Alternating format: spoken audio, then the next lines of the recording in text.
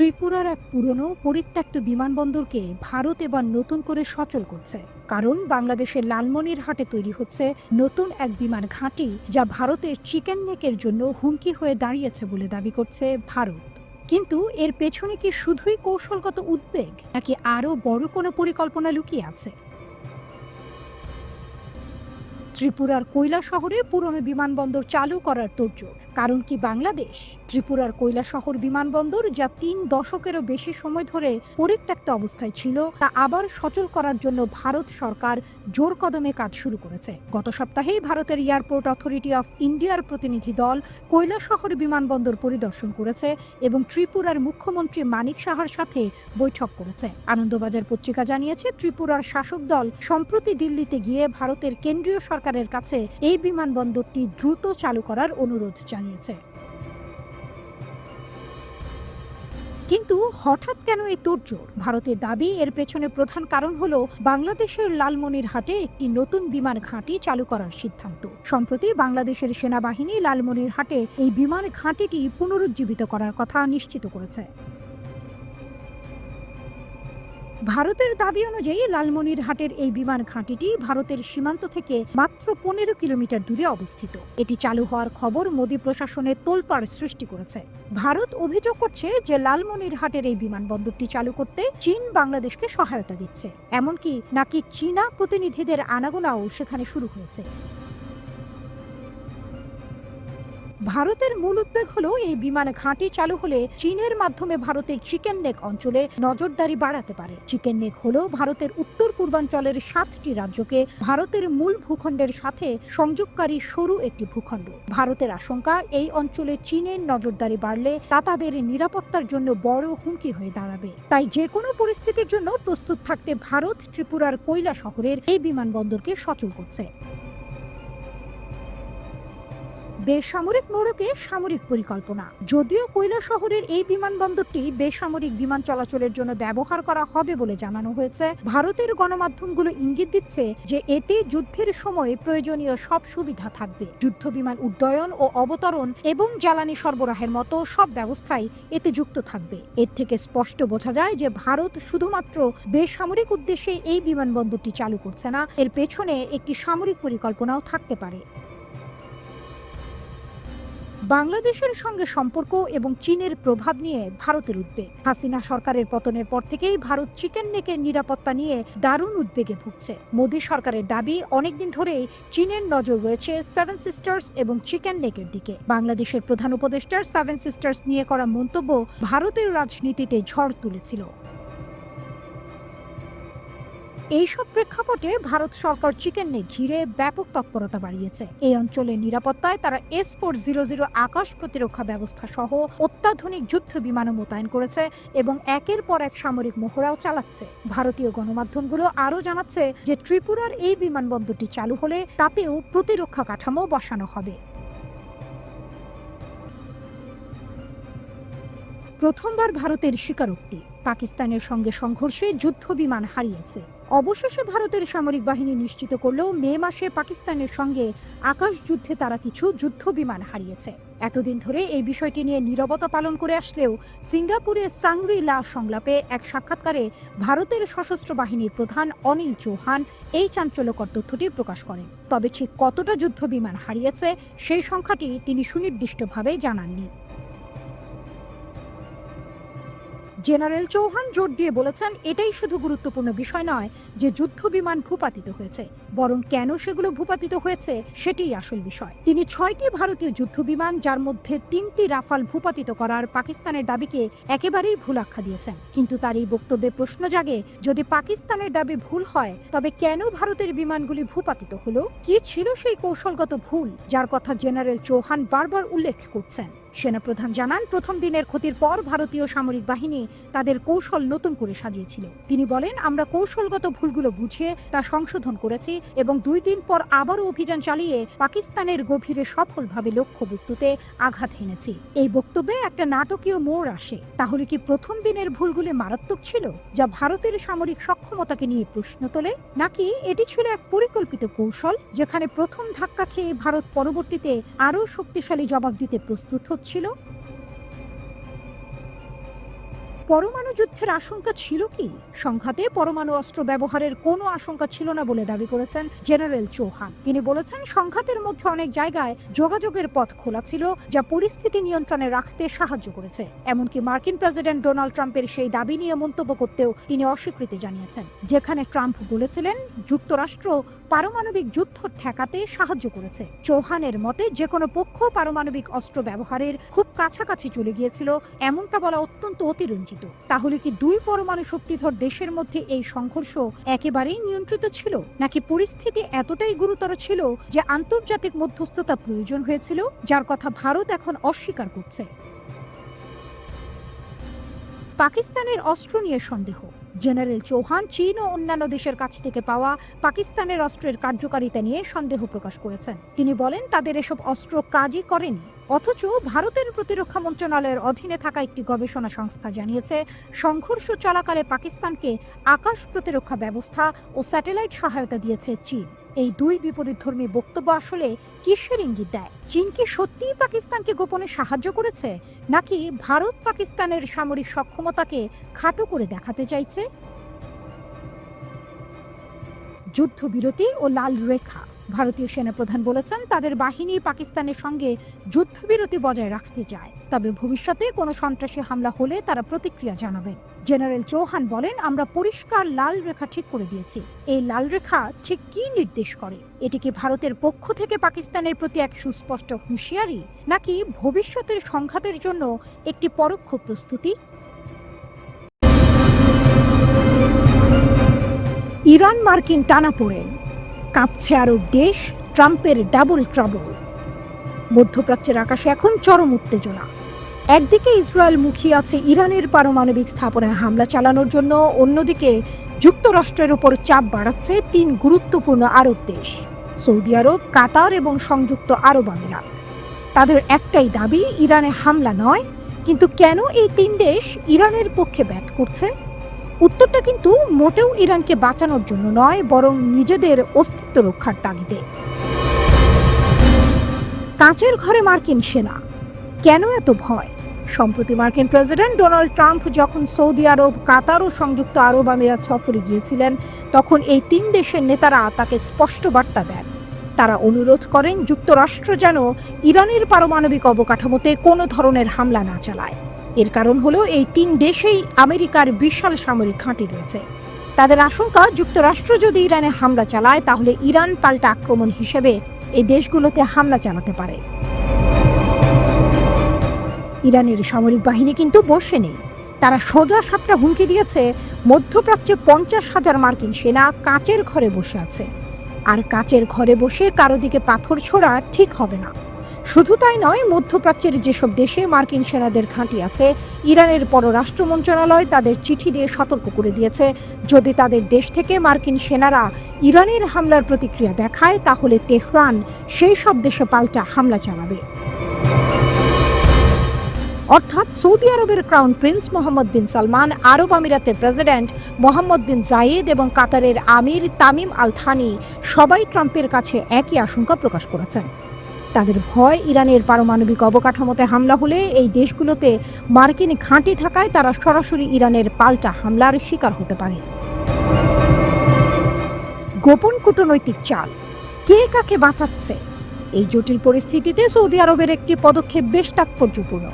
2 দশকেরও বেশি সময় পর সম্প্রতি ইরানের রাজধানী তেহরান সফর করেছেন সৌদি রাজ পরিবারের জ্যেষ্ঠ সদস্য এবং প্রতিরক্ষামন্ত্রী প্রিন্স খালিদ বিন সালমান। তার এই সফর ছিল মধ্যপ্রাচ্যের সম্ভাব্য সংঘাত এড়াতে অত্যন্ত গুরুত্বপূর্ণ একটি কূটনৈতিক উদ্যোগ। প্রিন্স খালিদ বিন সালমান ইরানের সর্বোচ্চ ধর্মীয় নেতা আয়াতুল্লাহ খামেনিকে সৌদি বাদশাহ সালমান বিন আব্দুল আজিজের একটি গোপন বার্তা পৌঁছে দেন। ওই বার্তায় যুক্তরাষ্ট্রের সঙ্গে পরমাণু চুক্তির আলোচনায় গুরুত্ব দিয়ে অংশ নিতে ইরানকে অনুরোধ জানানো হয়। এই ঘটনা থেকে বোঝা যায়, আরব দেশগুলো যুক্তরাষ্ট্রের ওপর চাপ সৃষ্টি করার পাশাপাশি নিজেদের মতো করেও উত্তেজনা প্রশমনের চেষ্টা করছে। তারা চায় না এই অঞ্চলে কোনো বড় ধরনের সংঘাত শুরু হোক, যার সরাসরি প্রভাব তাদের উপর পড়বে। যদিও আরব দেশগুলো যুক্তরাষ্ট্রকে ইরানে হামলা চালাতে বারণ করছে, কিন্তু ওয়াশিংটনের চেয়ে এখন ইসরায়েলি ইরানে হামলা চালানোর ব্যাপারে বেশি আগ্রহী। ইসরায়েলের প্রধানমন্ত্রী বেনিয়ামিন নেতানিয়াহু এই বিষয়ে বেশ আগ্রাসী মনোভাব দেখাচ্ছেন। তবে মার্কিন প্রেসিডেন্ট ডোনাল্ড ট্রাম্প ইসরায়েলি প্রধানমন্ত্রীকে এই বিষয়ে কঠোরভাবে হুঁশিয়ারি দিচ্ছেন। ট্রাম্পের দাবি, ইরানের সঙ্গে তাদের পারমাণবিক আলোচনা বেশ ভালোভাবেই এগোচ্ছে।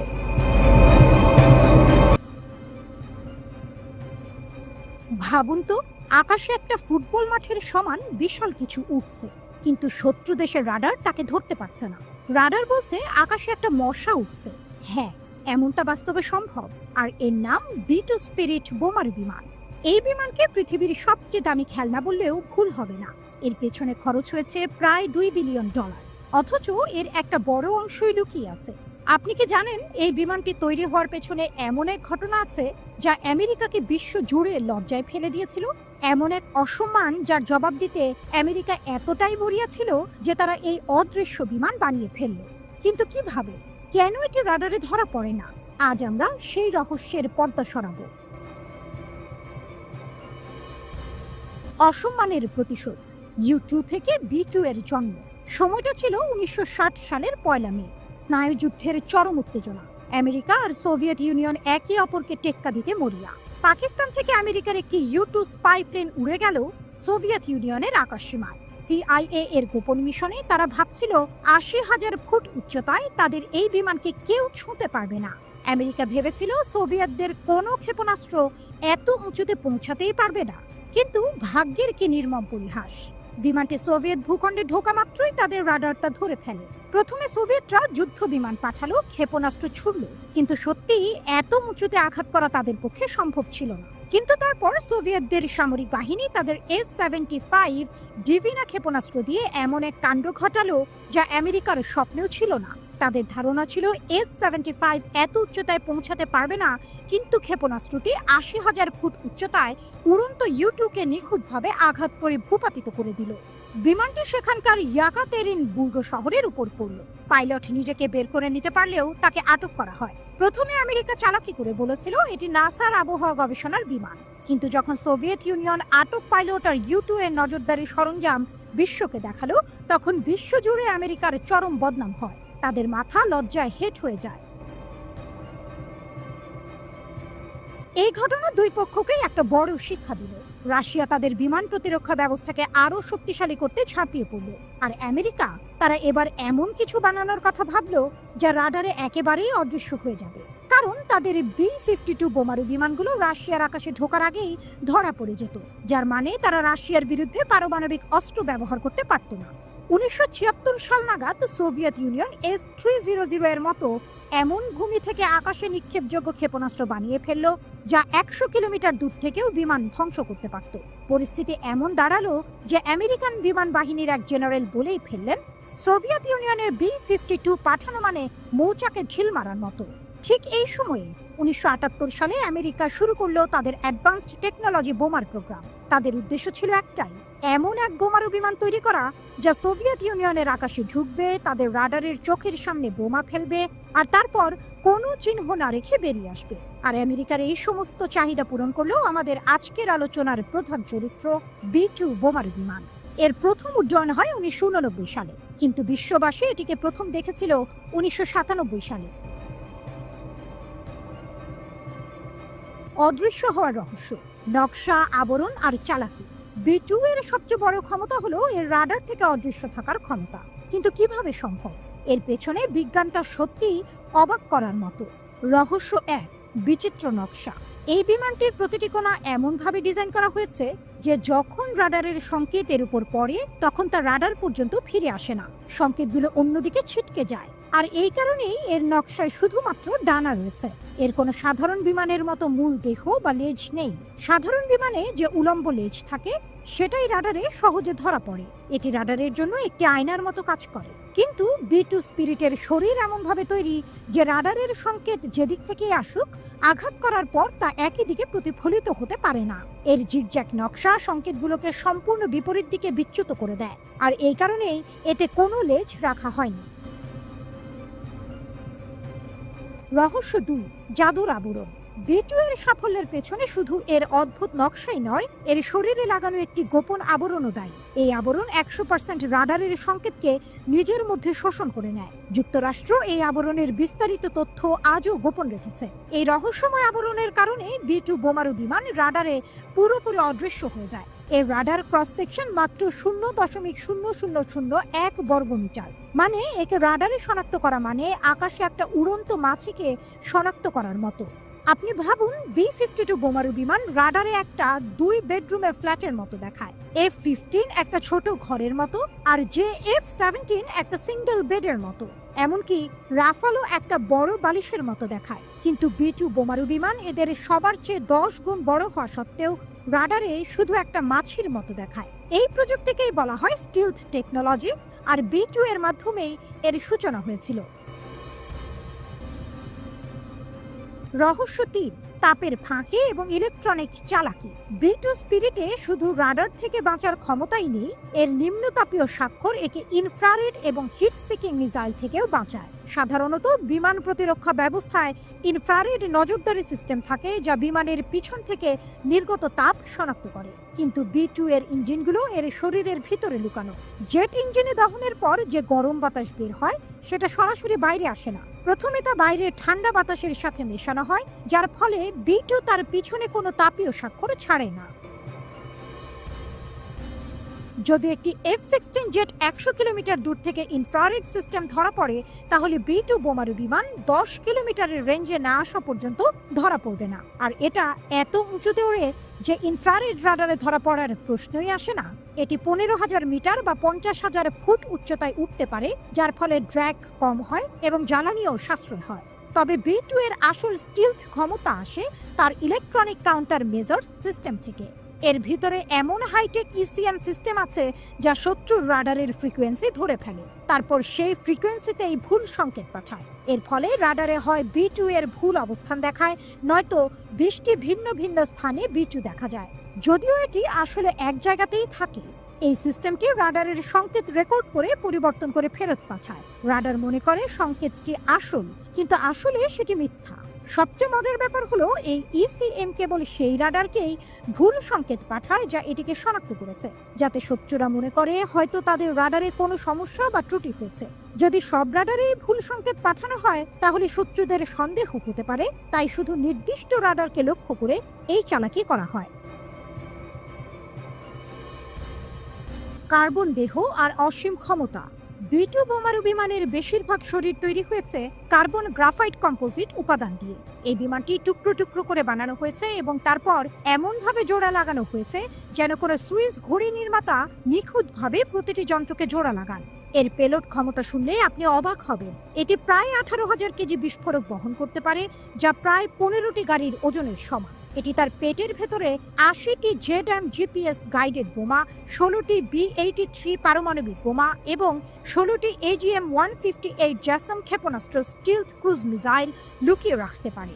বোমাগুলো B2 এর অভ্যন্তরীণ বেই এর অস্ত্র রাখার স্থানে ভিতরে ফিট করা হয় এবং দরজা বন্ধ হয়ে যায় যাতে উড্ডয়নের সময় স্টিলথ বজায় থাকে। পাল্লার কথা বললে এটি আমেরিকা থেকে রাশিয়ায় গিয়ে ফিরে আসতে পারে, আর মাঝ আকাশে একবার জ্বালানি ভরা হলে B2 বোমারু বিমান বিশ্বের যে কোনো কোনায় যেতে পারে। আফগানিস্তান যুদ্ধের সময় B2 বোমারু বিমান যুক্তরাষ্ট্রের মিজুরি বিমান ঘাঁটি থেকে উড়ে 9,500 কিলোমিটার দূরত্ব অতিক্রম করে আফগানিস্তানে বোমা ফেলে এবং অবতরণ না করেই ফিরে আসে। এই পুরো মিশনে এটি একটানা 45 ঘন্টা উড়েছিল আর কোনো একটি রাডারেও ধরা পড়েনি। এছাড়া 1999 সালে সার্বিয়ায়, 2003 সালে ইরাকে এবং 2011 সালে লিবিয়ায় বোমা ফেলার জন্য B2-কে ব্যবহার করা হয়েছে। B2 স্পিরিট যে কোনো আবহাওয়ায় এবং যে কোনো পরিস্থিতিতে উঠতে পারে, এমনকি GPS স্যাটেলাইট ধ্বংস হয়ে গেলেও এর ব্যাকআপ সিস্টেম ব্যবহার করে এটি তারকা দেখেও উঠতে থাকে। এতে থাকা হাইটেক সোনার ক্যামেরা B2 বোমারু বিমানকে বিশ্বের সবচেয়ে বড় অবস্টেকল অ্যাভয়েডেন্স প্লেন বানায়। এটি নিজে থেকেই ভূখণ্ডে শনাক্ত করে এবং সেই অনুযায়ী উঠতে থাকে। ব্যয়বহুল স্বপ্ন এবং কঠিন রক্ষণাবেক্ষণ। এখন যেহেতু এটি একটি বিশাল ডানা এবং এতে কোনো লেজ বা রাডার নেই, তাই এর স্থিতিশীলতা এতটাই নিখুঁত নয় যে একজন পাইলট এটিকে কম্পিউটারের সাহায্য ছাড়া উড়াতে পারে। এতে রয়েছে বিশ্বের সবচেয়ে জটিল কম্পিউটার সিস্টেম, যা সর্বদা এর রোল এবং পিচ মুভমেন্টকে অ্যাডজাস্ট করে। পাইলট কেবল কম্পিউটারকে কমান্ড দেয় যে মোড়ে নিতে হবে, বাকিটা কম্পিউটার নিজেই সামলে নেয়। এত উন্নত এবং বিশ্বের সবচেয়ে সুরক্ষিত বিমানটি নিঃসন্দেহে অনেক ব্যয়বহুল। আজ পর্যন্ত মাত্র 21টি B-2 বোমারু বিমান তৈরি করা হয়েছে, আর প্রতিটি বিমান তৈরি করতে খরচ হয়েছে প্রায় $2 বিলিয়ন। অর্থাৎ অনেক দেশের জিডিপি এই B-2 বোমারু বিমানের দামের চেয়েও কম। এই সমস্ত বিমান কেবল আমেরিকার কাছেই আছে এবং এখনো পর্যন্ত আমেরিকা এই প্রযুক্তি বিক্রি করার কোনো ইচ্ছা দেখায়নি। জ্বালানির দিক থেকেও এটি এক দানব। মাত্র 1 ঘন্টায় এটি $1.5 লাখ জ্বালানি পান করে, যেখানে একটি সাধারণ বাণিজ্যিক জেট 1 ঘন্টায় মাত্র $500 জ্বালানি ব্যবহার করে। B-2 বোমারু বিমানের রক্ষণাবেক্ষণও সাধারণ বিমানের চেয়ে অনেক আলাদা। প্রতিটি উড্ডয়নের পর পুরো বিমানটিকে সফট ওয়াশ করা হয় এবং এর উপর আবার গোপন স্টিলথ কোটিং করা হয়। পুরো শরীরের প্রতিটি কোণা পরীক্ষা করা হয় যেন কোনো ছোট ছিদ্র বা ডেন্ট না থাকে, কারণ যদি এর শরীরে একটি মশার মতো ডেন্ট পড়ে যায় তাহলে এটি তার স্টিলথ ক্ষমতা হারাতে পারে। এই বিমানটি যেন এক জাদুর কাঠি। এটি চাইলে পৃথিবীর যে কোনো স্থানে যে কোনো সময়ে আঘাত হানতে পারে, আর তা কেউ টেরই পাবে না। তবে এর পেছনে লুকিয়ে আছে এক বিশাল ইতিহাসের প্রতিশোধ, যা বিশ্বকে নতুন করে ভাবতে বাধ্য করেছে। এই অত্যাধুনিক প্রযুক্তির ব্যবহার সামরিক শক্তিকে কতটা বদলে দিয়েছে তা কি আপনি কল্পনা করতে পারছেন?